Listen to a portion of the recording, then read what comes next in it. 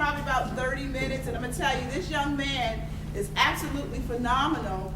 And I am just so excited that over 3 years ago, almost 4 years ago, he came to my church on a Sunday morning.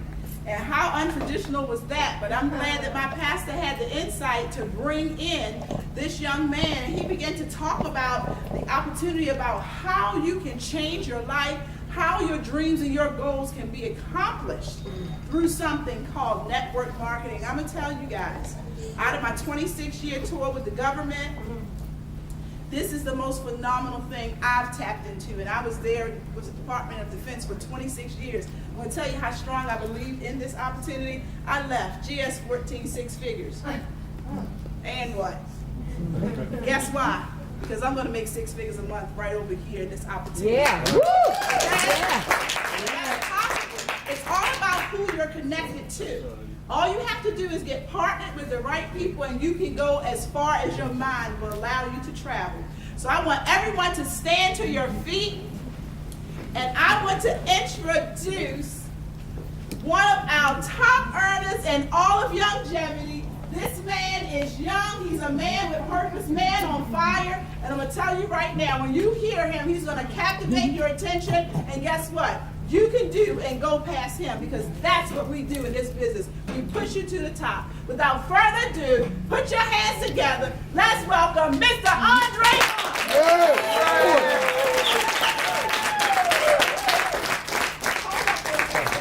It's fine, I got it. I got it. Everybody feel good? Yeah. Can we give a round of applause to Sandra with me? Now, real quickly, everybody feel good? You can sit down, you can sit down. I'm so fired up, but one of the things I heard a crazy rumor. I heard that the middle class is leaving America. Does anybody else hear that? Yeah. There's going to be the haves and the have-nots. Anybody else hear that? Yeah. That either you're going to be wealthy or not wealthy. Has anybody heard that? Yes. And I just really believe that this presentation is more than just a presentation, because almost 9 years ago today, I was sitting in the seats, and I was a business owner. I was a Christian, I was a business owner, but I had to work every single month. How many times have you taken a vacation for 2 and 3 months and you weren't worried about money? Oh my God. Oh, baby. That was real right there, right? And so, at the end of the day, I said, if I can't leave, if I can't just leave for 2 and 3 and 4 months at a time, then I need to do something different. And a lot of people go to work every single day. And I think it's backwards. You have a retirement party. After working 30 or 40 years, you go to that retirement party. 3 years later, you find out that they're working again. I'm like, wait a minute, I need my money back. Because you said you're retired. Then you ask them, why'd you retire? And then what do they say? I just needed something to what? To do. So only thing I'm suggesting with this opportunity is that one thing I realized, anybody familiar with the new health care bill? Yeah. Yes. Anybody familiar with people dying before 120 years old? Yeah. Anybody familiar with people saying that diabetes is genetic? Yeah. High blood pressure is genetic? Yeah. Do you realize that people are making money off your ignorance? Oh yeah. Yeah. And you know it's not genetic. And we just keep buying into the system. Then we go and preach life to people, and we feed them death in the basement and feed them fried chicken. And we're crying at the funeral when we could have done something different. We come, Hilton, for the opportunity. You don't know what it is. You don't know, and nothing happens. Then you go to another funeral, after funeral, after funeral, after funeral, and nothing changes. Pharmaceutical companies getting paid billions of dollars. And I can't even say it's all the way on our ignorance. It's our willingness to do nothing. We vote, still getting robbed. Still getting robbed. It might be deep, but I have so many individuals off the health care bill, they come to me because now their insurance is not paying for their prescriptions. And before, if you didn't have the generic in stock, then they would have to pay for the regular drug. Now they're saying you have to pay it for yourself. So that's the problem. We have the solution. And that's what the presentation is all about. And so this is just not a session where we come and look at an opportunity, because opportunity means nothing unless there's purpose and meaning to it. We have to physically be changing somebody's life.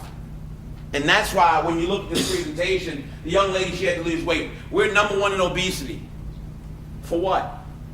Because we got it all wrong. I mean, the gyms are making money. People are exercising. Why can't they lose weight? It's because of our ignorance. And so when you look at the opportunity, $1 million earners, black men, white men, Jews, no, that's the Martin Luther King speech, but listen, it's here. People are making money because they're helping people. There's nothing wrong with that. They're giving away cars because they're helping people. There's nothing wrong with that. A lot of times we say we want to do things for free. And anytime I look at opportunity, I want to be around a stable company. Since 1997, it's publicly traded, so the books are open for everybody to see. Also, Mary Lou Henner, she put her name on the brand because she loves what we're doing. 60,000 square foot of a warehouse space, meaning I can grow with the company. I'm not into working hard for the rest of my life. I can volunteer, I can do all those things. I know what it means to work hard. I don't want to do it. I just want to volunteer, and I want to be a reverse tither. I want to live off of 10% and give away 90%. That's how much money I want to make. And a lot of times, for some reason, we think that we're doing something. But unless you can cut your church or your charity $1 million without blinking, are we really doing anything? That's why I get fired up about his message, his mission. I met this man almost 3 years ago. We were going from city to city, going to every church I knew, the biggest churches in Baltimore. I said, listen, I hear what you preach about on Sunday, but your folk are dying. If I didn't know God, why would I come in your church? Because people crying broke, you crying broke, your people sick. I don't want to be a part of that. And so when I met with Dr. Joe Wallach, he started breaking the science down. He said, the medical system has been getting over in your community by saying that diabetes is genetic. And that you have to have cancer because your mother had cancer. And then he started talking about eating habits. And I said, wait a minute. He asked me this question. He said, how many people have dogs? Anybody have a dog in here? What do you feed them? Benefit. Benefit, is that dog food? Yeah. Do you feed them table food? No. You see how he said no? You saw that, right?